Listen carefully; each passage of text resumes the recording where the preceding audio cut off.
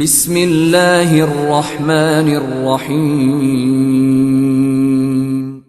In the name of Allah, the Beneficent, the Merciful. لیکن وہ کچھ ایک حرکت کرے تو وہ جائز ہے. اللہ اکبر. کیونکہ ابھی عقد ہوا، نکاح ہوا، اس کی ملکیت میں آیا، وہ نہیں ابھی آپس میں جائز ہی نہیں. اور میرے بھائی اللہ رب العالمین فرماتے ہیں تو نماز، روزہ، حج، زکوٰۃ، صدقہ، خیرات، امر بالمعروف، نہی عن المنکر کچھ کر لے، لیکن جب تک تو مومن مسلم موحد نہیں ہے تیرا کوئی عمل قابل قبول نہیں. جس طرح اس کا عقد کے بغیر اس کے ساتھ کوئی معاملہ جائز نہیں ہے، ارے مسلمان تیرا بھی عقیدے کے بغیر کوئی عمل قابل قبول. عقیدہ ہوگا تو عقیدت ہوگی نا، عقیدہ ہوگا تو اس کے ساتھ کوئی تعلق ہوگا. تو جس کا عقیدہ ہوتا ہے عقیدت بھی اسی کے ساتھ ہوتی ہے.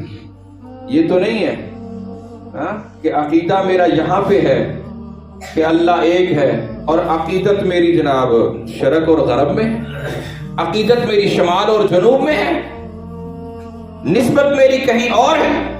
جہاں میرا عقیدہ ہے عقیدت بھی میری.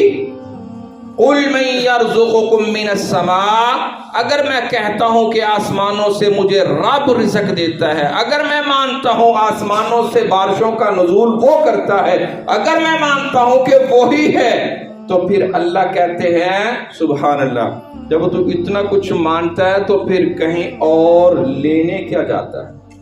اپنے ذہن میں، اپنے ایمان میں، اپنے اعمال میں کسی اور کو شریک کیوں کرتا ہے؟ تصور کی دنیا میں اپنی سوچ میں کسی اور کے خیالات ہی کیوں لاتا ہے؟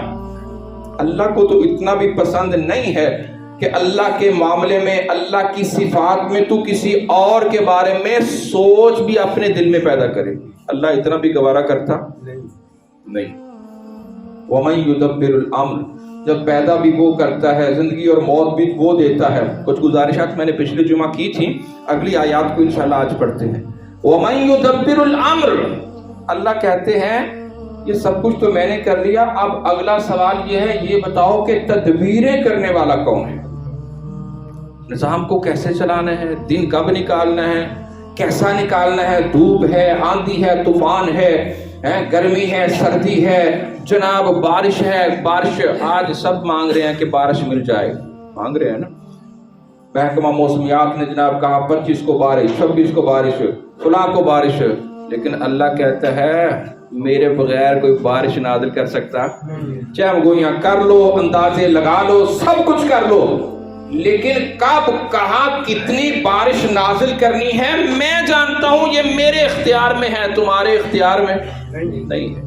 وَمَن يُدَبِّرُ الْأَمْرَ، اللہ کہتا ہے ان سے یہ بھی پوچھ تدبیریں کرنے والا کون ہے. اللہ اکبر. جو تمہاری تدبیریں ہیں وہ ناکام ہیں، جو اللہ کی تدبیر ہے وہ کامیاب ہے، وہ کامل ہے، وہ مکمل ہے. تدبیر کرنے والوں نے تدبیر اس وقت بھی کی تھی. کیا تدبیر تھی؟ نعوذ باللہ من ذالک، محمد الرسول اللہ صلی اللہ علیہ وسلم کو پکڑ لو، جکڑ لو، قید کر دو، قتل کر دو، گردن اڑا دو، مار دو، گرا دو، نام مٹا دو. یہ تدبیریں کر رہے ہیں بڑی طاقت والے، قوت والے، بڑے لشکر والے، بڑے وسائل والے. اللہ اکبر. لیکن یہ تدبیر اپنی جگہ پہ کر رہے ہیں اور اللہ کی تدبیر اپنی جگہ پہ ہے. اور اللہ پھر ذکر کر کے قرآن میں الفاظ کو بیان کر کے تا قیامت کہتا ہے وَمَن يُدَبِّرُ الْأَمْرَ، ان سے پوچھو کہ تدبیر کون کرتا ہے.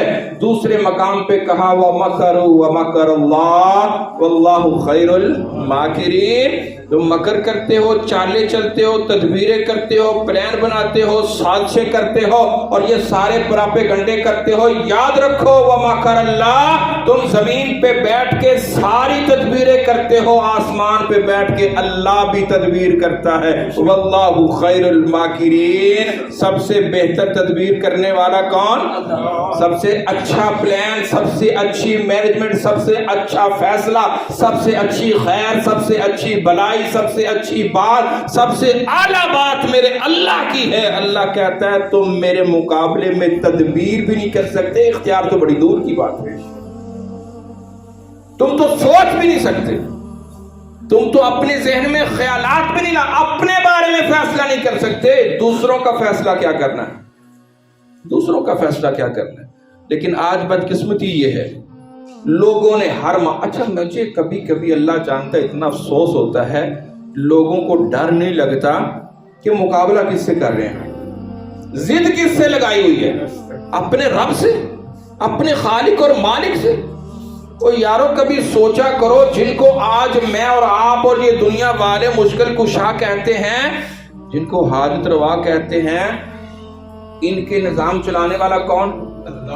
اللہ تو ہے ہی ہے، اللہ تو ہے ہی ہے۔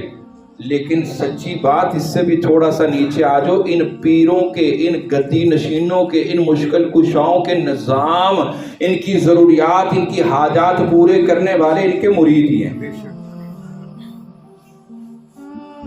بتاؤ کیا ان کے نذرانے اگر آج بند ہو جائیں تو یہ بیچارے کسی کام کے ہیں؟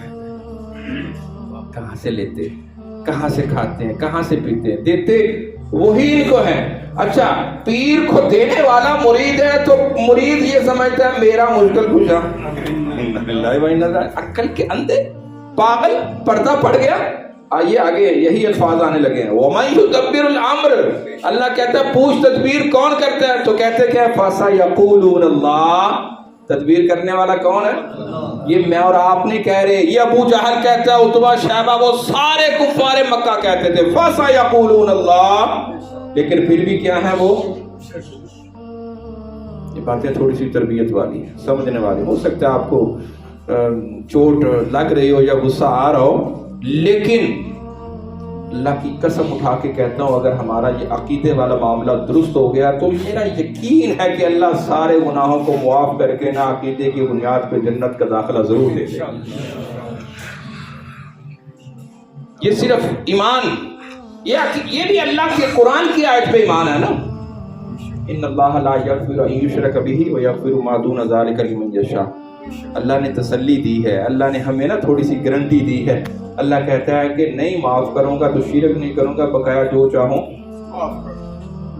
ہم اللہ کے در میں کھڑے ہو کے آج بھی اور کل بھی انشاءاللہ اللہ کو یہ تو کہہ سکیں گے نا، اللہ تو جانتا ہے، اللہ تو جانتا ہے کہ تیرے علاوہ کسی کے سامنے نہ ہاتھ پھیلایا نہ سر جھکایا۔ اللہ یہ تو دور کی بات ہے، اللہ اپنے دل میں بھی کسی کو بسایا۔